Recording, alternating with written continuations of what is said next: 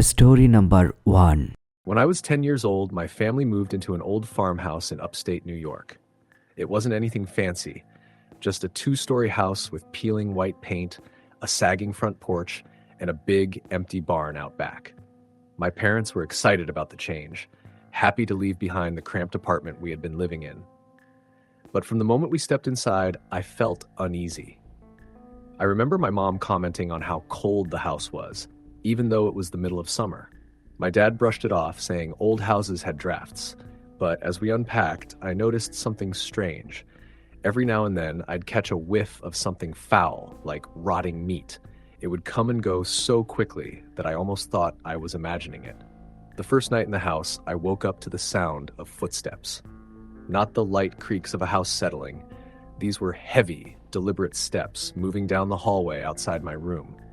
I lay frozen in bed, my heart pounding. The footsteps stopped just outside my door. I waited, barely breathing. Then, the door creaked open. I shot up, reaching for the lamp on my nightstand. The second the light flickered on, the footsteps were gone. The door stood open, but the hallway was empty. I told myself it was just my dad checking in on me, but deep down, I knew better. Over the next few weeks, things got worse. My little sister, Anna, who was only 5 at the time, started talking to someone who wasn't there. She'd sit in the corner of her room, whispering to the wall, giggling like she was having a conversation. One day, my mom asked her, "Who are you talking to, sweetie?" Anna smiled and said, "The tall man." I remember the way my mom's face went pale. "What tall man?" "The one who watches us," Anna said. "He's sad." I didn't know what to say. I hadn't seen a tall man, but I felt him. The cold spots, the bad smell, the way the house felt like it was holding its breath when night fell. Then one night, I saw him. I had gotten up to use the bathroom. As I stepped into the hallway, the air felt thick, heavy, wrong. The smell was back, stronger than ever, like something rotting. I turned to go back to my room, and that's when I saw him. A tall figure stood at the end of the hallway. He was too dark, too solid for a shadow, but I couldn't see his face. Just an outline, tall, thin, motionless. My chest tightened, and every instinct screamed at me to run, but I couldn't move. Then he took a step forward. That broke whatever hold he had on me. I bolted back to my room, slammed the door shut, and hid under my blankets, shaking. I barely slept that night. The next morning, I told my parents. My dad tried to laugh it off, but my mom was visibly shaken. "Maybe we should have the house blessed," she murmured to my dad when she thought I wasn't listening. A few days later, Anna had a nightmare. She woke up screaming so loudly that my parents came running. She refused to sleep in her room after that. "He doesn't like me anymore," she sobbed. "Who doesn't like you?" my mom asked. "The tall man," she whispered. "He's mad." That same night, something pounded on my bedroom door. 3 loud, heavy knocks. I was too scared to open it. The next morning, my mom found deep scratches on Anna's bedroom wall. Long, jagged marks that hadn't been there before. We moved out 2 weeks later. Years later, I got curious and did some research on the house. It turned out a man had lived there in the 1930s, a farmer who had lost his wife and children to illness. He had fallen into a deep depression and eventually hanged himself in the barn. Sometimes I wonder if that was the tall man Anna had spoken to, if he was sad or if he was something else entirely. Story the end. Story number 2. The first time I saw the woman, I was 8 years old. My parents had just moved us into a creaky old house on the outskirts of a small town in Pennsylvania. It was the kind of house that smelled like damp wood, with floors that groaned under your weight no matter how lightly you stepped. My father had gotten a new job, and the house was cheap. Almost too cheap. The first night, I remember lying in bed, staring at the ceiling, feeling unsettled. The room was colder than the rest of the house, and the single window faced the backyard, where an old, gnarled oak tree stood like a silent sentinel. The wind howled through its branches, casting strange, twisting shadows on my walls. It was around midnight when I saw her. She stood in the corner of my room, just barely out of the reach of the moonlight streaming through the window. She wasn't moving. She wasn't breathing. Just watching. A tall woman, draped in a black dress, with long hair that flowed down past her shoulders. Her face was obscured in darkness, but I could feel her gaze like icy fingers trailing down my spine. I wanted to scream, but I couldn't. My throat locked up, my body frozen in terror. I pulled the covers over my head, squeezing my eyes shut, praying she would go away. By morning, she was gone. I told my mother about the woman, but she brushed it off as a nightmare. "New house, new environment," she said, ruffling my hair. "It'll take some getting used to." But I knew what I saw, and it wasn't a dream. The woman came back the next night, and the night after that, always standing in the same spot, always watching. I started sleeping with my lamp on, but it didn't help. No matter how much light filled the room, she remained cloaked in darkness. I refused to sleep alone, so my older sister Emily started sharing my room. One night, Emily woke up screaming. She said she saw a woman hovering over her, her long fingers reaching toward her throat. My parents dismissed it as a nightmare, but Emily refused to sleep in my room again. That was when things got worse. Objects began to move on their own. My toys would be scattered across the floor when I swore I had put them away. My closet door, which I always made sure was shut, would be wide open in the morning. And the whispers. At night, I would hear them, faint, almost like the wind slipping through the cracks in the walls. But they weren't random noises. They were words. "Come with me." I stopped sleeping. The house itself felt like it was watching me, waiting. I refused to be alone in any room, even during the day. One evening, my father decided to go down into the basement, which we rarely used. The previous owners had left behind a few old boxes, and he wanted to clear them out. Minutes later, we heard a crash. My mother and I ran downstairs to find my father standing near the far wall, pale and shaken. His flashlight had fallen to the ground. He pointed at the wall, his face drained of color. There, scrawled across the concrete in what looked like deep scratches, were the words, "She waits in the dark." That was when my mother finally believed me. She called a priest to bless the house. I still remember the way he walked from room to room, his expression grim, his lips moving in silent prayer. When he reached my room, he stopped. "This place, it has history," he murmured. We asked him what he meant, but he only shook his head. The blessing seemed to work at first. The whispers stopped. The woman disappeared. For the first time in months, I slept peacefully. Then one night, as I was drifting off to sleep, a loud bang jolted me awake. It came from inside my closet. I sat up, heart pounding, staring at the door. It was slightly ajar. A raspy whisper slithered through the crack. "You can't hide," I screamed. That was the last night we spent in that house. The next day, my parents packed up our things and we left. My father never talked about what happened in the basement, and my mother refused to acknowledge anything beyond what we had already seen. Years later, curiosity got the best of me. I searched for records about the house, combing through archives and old newspaper clippings. I found an article from the late 1800s. A woman named Eleanor Blackwood had lived in that house. She was rumored to be a witch. The townsfolk had accused her of practicing dark magic. One night, a mob dragged her into the woods and burned her alive. Her last words, witnesses claimed, were a curse upon the house and all who dared live within its walls. I try not to think about that house anymore, but sometimes late at night when I'm lying in bed, I swear I can hear a whisper in the dark. Story the end. Story number 3. The rain hammered against the windows of my grandmother's house, the wind howling like a wounded animal. I was alone for the night, watching over the old place while she was in the hospital recovering from a minor surgery. It should have been uneventful, just me, a few movies, and a blanket curled up on the couch. But that house had a way of reminding me I wasn't really alone. It started around midnight. I was dozing off when I heard something. A soft shuffle upstairs. The sound of slow, deliberate footsteps. My grandmother's house was old, and it creaked on its own, but this was different. It was the weight of someone moving. I turned off the TV and listened. The steps continued. I grabbed my phone, heart pounding. I checked the locks. The front door was secure. The back door was locked. No broken windows. No sign of forced entry. Still, the footsteps moved. Then they stopped. Right above me. I held my breath. My mind was racing. Could it be an animal? A raccoon or a bird that had somehow gotten into the attic? But these weren't the erratic scurries of an animal. These were heavy, slow, human steps. I turned on every light I could as I made my way upstairs, my fingers trembling as I clutched the phone in my pocket. The hallway stretched out before me, doors on either side, all of them closed. I knew that if I opened them, I wouldn't find anything, and that was the most terrifying part. Still, I had to look. The guest room, empty. The bathroom, empty. The sewing room, empty. Then I came to my grandmother's bedroom. The door was slightly ajar. A chill ran down my spine. I pushed it open. The room was undisturbed. The bed was neatly made. The rocking chair in the corner sat still, though something about it felt off. And then I noticed it. The closet door was open, just a crack. I swallowed hard, forcing my body to move. The air in the room felt different, thicker, heavier. My hands shook as I reached for the knob and yanked the door open. Nothing. But the moment I turned away, I heard it. A whisper. Soft, right by my ear. I spun around, but there was no one there.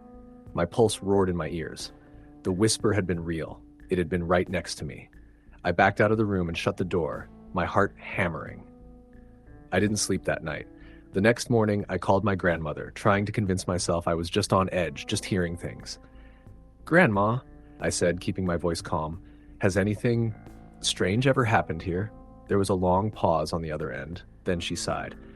"I didn't want to scare you." I sat up straight. "Scare me how?" "The man in the closet," she said. "He's been here for years." A cold dread settled over me. I laughed weakly. "That's not funny." "I'm not joking," she said. "I see him sometimes, always in the closet, just watching. He doesn't do anything. He just stands there." I gripped the phone tighter. "Grandma, you should have told me. I didn't want you to be afraid." I felt something tighten in my chest. "He whispered to me last night," I admitted. There was silence on the other end. Then, just barely above a whisper, she said, "I've never heard him speak before." Story the end. Story number 4. I had never been one to believe in ghosts. I grew up in a small town in the Midwest where the closest thing to a ghost story was a spooky tale told around a campfire. But that all changed the night I moved into the old house on Maple Street. The house had been abandoned for years, or so I thought. My landlord, Mr. Thompson, a man with a permanent furrowed brow and gruff demeanor, didn't say much about its history, only that it had recently been renovated. It seemed like a great deal, too good to pass up, so I signed the lease without a second thought. Little did I know, the house had a history that would soon make me question everything I thought I knew about reality. From the moment I stepped inside, the house felt off. There was a strange heaviness in the air, like the walls themselves were holding secrets. The floor creaked underfoot, and the wind howled through the cracks in the windows. It wasn't a welcoming atmosphere, but I chalked it up to the house's age. I spent the first few days settling in, unpacking boxes, and trying to ignore the eerie feeling that kept creeping up on me. It wasn't just the old creaking sounds or the cold drafts. It was something else, something more subtle. The air was thick, as if it was filled with 1,000 unspoken words waiting to be heard. The first incident happened on the third night. I had just finished dinner and was sitting on the couch, flipping through TV channels when I heard a faint scratching noise coming from the attic. I paused, straining my ears to listen. It sounded like something or someone was moving around up there. I tried to rationalize it. Maybe it was the wind or a squirrel had gotten trapped in the attic. But deep down, I knew something wasn't right. I grabbed a flashlight and made my way up the narrow staircase that led to the attic. My heart pounded in my chest as I approached the door. It was cold up there, colder than the rest of the house, and the door to the attic was slightly ajar. I hesitated for a moment before pushing it open. The attic was dark and musty, filled with old furniture covered in dusty sheets. I shined the flashlight around, but there was no sign of anything that could explain the noise. I was about to turn and leave when I heard it again, the scratching noise. This time it was closer. It was coming from the far corner of the room. I took a few tentative steps forward, my breath catching in my throat. As I shined the flashlight in the corner, my eyes landed on something strange. It was a large, old mirror, its surface cracked and clouded with age. And standing in front of it, staring at me with hollow eyes, was a figure. I froze, my blood running cold. The figure was a woman dressed in a tattered white gown. Her hair hung in matted tangles and her skin was pale, almost gray. She didn't move, but I could feel her eyes on me, watching me, as if she had been waiting for me to arrive. Before I could react, the flashlight flickered and went out, plunging the attic into darkness. My heart raced as I scrambled to turn it back on, but the light wouldn't come back on. I could still feel her presence in the room, close, suffocating. I ran down the stairs, my legs shaking beneath me. When I reached the bottom, I slammed the attic door shut, my chest heaving with panic. I couldn't explain what had happened. I tried to convince myself it was just my imagination, but deep down, I knew it wasn't. The next few days were filled with strange occurrences. I would hear footsteps in the hallway when no one was there. The lights would flicker and dim for no reason. Sometimes I would wake in the middle of the night to the sound of soft whispering, like voices were just beyond my reach. I couldn't take it anymore. I went to Mr. Thompson and asked him about the house's history. He looked at me for a long moment, his eyes narrowing. "That house has been empty for years," he said quietly. "No one ever stays long. It's been on the market for as long as I can remember." He hesitated before continuing. "There were rumors about a woman. She lived there years ago. A young woman, not much older than you. She disappeared. No one ever found out what happened to her, but there were whispers, rumors about strange happenings in the house. Some people say she never left." His words sent a chill down my spine. I didn't want to believe it, but everything I had experienced pointed to something more than just bad wiring or creaky floors. That night, I couldn't sleep. The whispers were louder, and this time I could make out words. It was as if the house itself was alive, breathing, waiting for something. I pulled the covers over my head, hoping the sound would stop. But it didn't. It grew louder, more urgent, like a desperate plea for help. I finally couldn't take it anymore. I grabbed my phone and called Mr. Thompson, telling him about the voices. His response was immediate. I'll be there in 20 minutes, he said, his voice thick with unease. When he arrived, he didn't look surprised. In fact, he looked almost resigned. He led me to the attic, where I had seen the woman. The air was heavier than before, as if something dark had settled over the house. "There's something you should know," Mr. Thompson said, his voice barely above a whisper. "The woman who disappeared, her name was Eleanor. She was a beautiful girl, full of life, but she had a dark side. Some say she was involved in some strange practices, rituals. They say she summoned something that should never have been summoned." He paused, and I could feel the weight of his words hanging in the air. The house was built on land that was cursed. There's a history of strange events in the area. Some of the locals believe that Eleanor's actions awakened something that still lingers here. I couldn't breathe. The air was thick with the weight of his words. I had heard stories of haunted houses before, but this was different. This was real. And the thing that haunted the house wasn't a restless spirit. It was something far worse. That night, I couldn't sleep. I couldn't even bring myself to leave. It was as if the house had a grip on me, and the more I tried to escape, the tighter it held me in its grasp. The next morning, I decided to do some research. I dug into the history of the house and Eleanor's disappearance. What I found was enough to make my blood run cold. Eleanor hadn't disappeared. She had died, brutally murdered, in the attic. And the cause of her death was something I couldn't even comprehend. The details were vague, but the rumors were clear. She had been involved in something dark, something forbidden, and it had cost her everything. But the most chilling part of all was the final entry in the records, a note from a local historian. It simply read, "Eleanor's spirit is bound to the house. She will never leave." The realization hit me with full force. The woman I had seen in the attic wasn't a ghost. She was something far worse. A spirit trapped in the house, her soul twisted and bound by the dark forces she had unleashed. That night, I packed up my things and left. I couldn't stay in that house any longer.